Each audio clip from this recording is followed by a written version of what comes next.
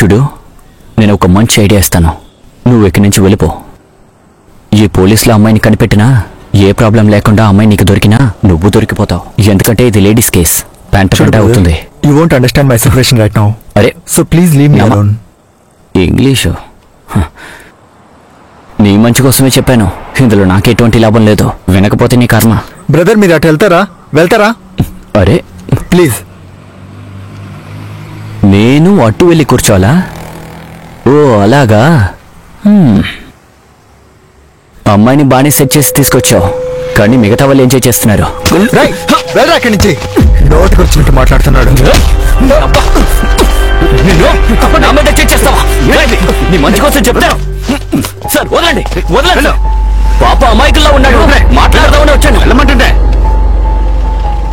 అమ్మాయిని ఎందుకు కిడ్నాప్ చేస్తారో అర్థమైంది. నీకేంట్రా ప్రాబ్లం? తమ్ముడు ఎమోషన్ అవ్వకు సార్. అనవసరంగా మాట్లాడుతున్నాడు సార్. సరే కూర్చో అక్కడ.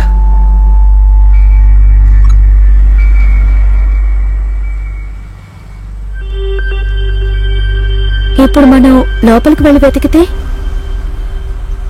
అసలు ఆ పోలీస్ అక్కడ ఏం చేస్తున్నట్టు? వెళ్ళి వెతకుండా ఊరికే డ్రామాలు చేస్తున్నాడేంటి? తర్వాత నువ్వు చేసిన ఒక విషయం నాకు బాగా నచ్చింది. సార్ అంతగా అడిగినా కూడా అమ్మాయి అడ్రస్ నువ్వు ఆయనకి చెప్పలేదు కదా. ఒకవేళ నువ్వు అడ్రస్ ఇచ్చుంటే ఆయన వెంటనే లోకల్ స్టేషన్కి ఇన్ఫార్మ్ చేస్తారు. ఇంటి వాళ్ళకి తెలిసిపోతుంది, ఊరు వాళ్ళకి తెలిసిపోతుంది. టోటల్గా పేరు మొత్తం పాడైపోయి ఉంటుంది. ఇక పెద్దగా అతను వెతకడు. ఎందుకంటే ఆయనకి పైనుంచి ఫోన్ వచ్చింది. సార్, మీరు ఈ విధంగా మాట్లాడతారేంటి సార్? ఆ అమ్మాయి నన్ను నమ్మి వచ్చింది సార్. ఆమెకి ఇప్పుడు ఏమై ఉంటుందో. ఆ ఫ్లాట్ లోపల పెద్ద పెద్ద మనుషులు ఉన్నారయ్యా. వాళ్లే ఫోన్ చేయించుంటారు. మీరే చెప్పండి, ఇప్పుడు నేనేం చేయాలి? నువ్వు పంచే, మనం ఏదైనా ఒక మార్గం వెతుకుదాం. నీకు పాత కమిషనర్ జయమోహన్ సార్ తెలుసా? కొన్ని రోజులు ఆయనకు నేను డ్రైవర్గా పనిచేశాను. మనం ఏదైనా మార్గం చూద్దాం. నేను ఒకసారి ట్రై చేస్తా. సరే సార్.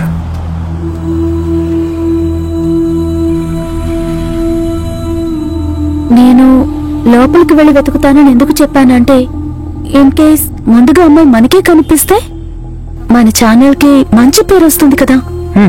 ఇంకా అంతేకాదు, నేను ఒక ఆడపిల్లనే కదా. అదా సంగతే. నాకు తెలిసి ఒక వ్యక్తి ఈ ఫ్లాట్ లో ఉన్నాడనుకుంటాను. అలాగా? రా, మనం వెళ్ళి వెతుకుదాం. Camera sure.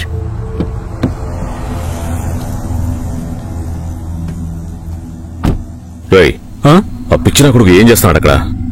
పిలువండి. అన్న పిలుస్తున్నాడు.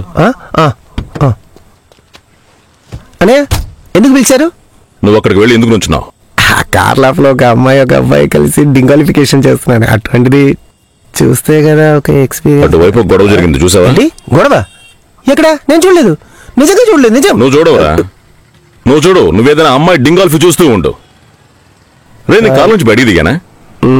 లేదు. లోపల నుండే బయట జరిగిన గొడవ గురించి తెలుసుకున్నానా? తెలుసుకున్నారు. ఏటే? తెలుసుకున్నారు. అసలు నువ్వు ఎందుకు నా పక్కనే ఉన్నారా? నన్ను ముంచడానికా? నువ్వు వచ్చినప్పటి నుండి నాకు పోయే కాలం దగ్గర అయింది.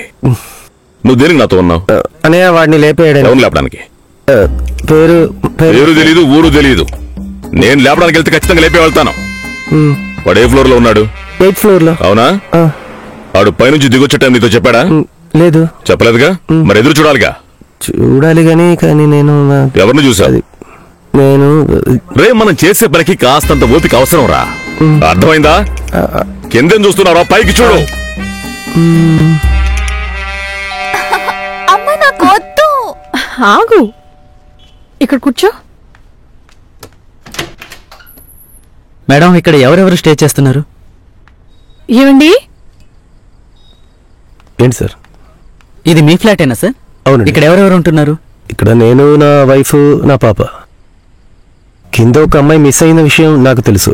ఆ కేసు కోసమే వచ్చాను. ఇక్కడే ఎంక్వైరీ చేస్తున్నాను. ఇక్కడ పక్కన ఎక్కడైనా బ్యాచులర్ స్టే చేస్తున్నారా? సార్, మే అపార్ట్మెంట్కి వచ్చి 1 year కూడా కాలేదు. అందుకని మాకు ఇక్కడ ఎవరితో అంతగా పరిచయం లేదండి. ఇక్కడ అన్యూజువల్ గా సౌండ్స్ ఎప్పుడైనా విన్నారా? అలాంటిది ఏది వినలేదు సార్. ఏదైనా ఇన్ఫర్మేషన్ ఉంటే వచ్చి మాతో చెప్పండి. మేము కిందే ఉంటాం. వస్తాను సార్. సరేనండి.